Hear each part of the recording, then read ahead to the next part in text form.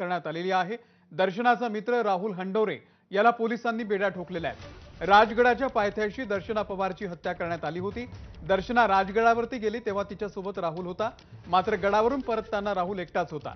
दर्शनाचा मृतदेह आढळल्यापासून राहुल फरार होता।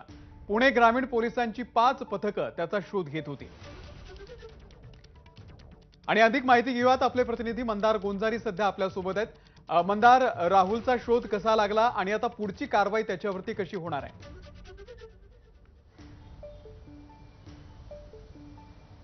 अमोल, राहुल दर्शनाची हत्या केल्यानंतर फरार झाला आणि तो वेगवेगळ्या राज्यांमध्ये फिरत होता।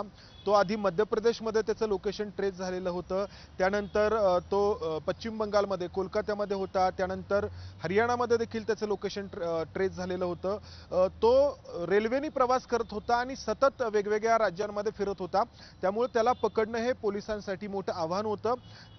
त्याला पकडण्यासाठी पोलिसांनी त्याच्या नातेवाईकांची एका अर्थाने मदत घेतली असं म्हटलं तरी चालेल, कारण हा राहुल हंडोरे नाशिक जिल्ह्यातील सटाणा तालुक्यातील आहे।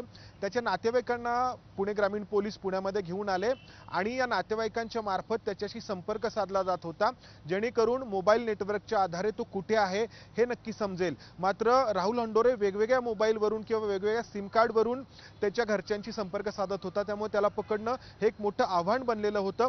त्याचबरोबर त्याच्याजवळचे पैसे देखील संपत आलेले होते, त्यामुळं तो घरच्यांकडे पैशांची मागणी करत होता। त्यानंतर पुणे पोलिसांच्या सूचनेनुसार त्याच्या घरचे त्याला त्याच्या अकाउंटमध्ये पैसे टाकत होते आणि तो जेव्हा एखाद्या ATM मधून पैसे काढेल तेव्हा तो नक्की कुठे असेल हे समजेल, या दृष्टीने पुणे पोलिसांचा सगळा हा जो प्रयत्न आहे तो सुरू होता आणि याच माध्यमातून त्याचं लोकेशन जे आहे ते ट्रेस केलं जात होतं। तो वेगवेगळ्या राज्यांमध्ये फिरत जेव्हा मुंबईमध्ये आला तेव्हा मुंबईमध्ये त्याला पुणे ग्रामीण पोलिसांनी पकडलेला आहे आणि त्यासाठी त्याच्या घरच्यांचाही, मी आता जसं सांगितलं तसा आधार एका अर्थाने पुणे पोलिसांनी घेतलेला आहे। या हत्येचं जे कारण आहे ते पुन्हा हेच समोर आलेलं आहे की हे दोघे म्हणजे दर्शना पवार आणि राहुल हंडोरे एकमेकांचे नातेवाईक होते, अनेक वर्षांपासून एकमेकांना ओळखत होते, अनेक वर्षांपासून पुण्यामध्ये दोघंही राहत होते आणि दोघंही MPSCची परीक्षा उत्तीर्ण होण्याचा प्रयत्न करत होते। दर्शनाला यामध्ये आधी यश मिळालं, दर्शना वन विभागाची परीक्षा उत्तीर्ण झाली आणि अधिकारी बनणं हे तिच्यासाठी फक्त औपचारिकता उरलेलं होतं। मात्र राहुल हंडोरेची दर्शनासोबत लग्न करण्याची अनेक वर्षांपासूनची इच्छा होती, मात्र दर्शना आधी अधिकारी बनल्यामुळे त्याची ही इच्छा कुठेतरी पूर्ण होणार नाही असं त्याला वाटत होतं, कारण दर्शनाच्या घरच्यांनी तिचं लग्न दुसऱ्या एका मुलासोबत करण्याचे प्रयत्न चालवलेले होते।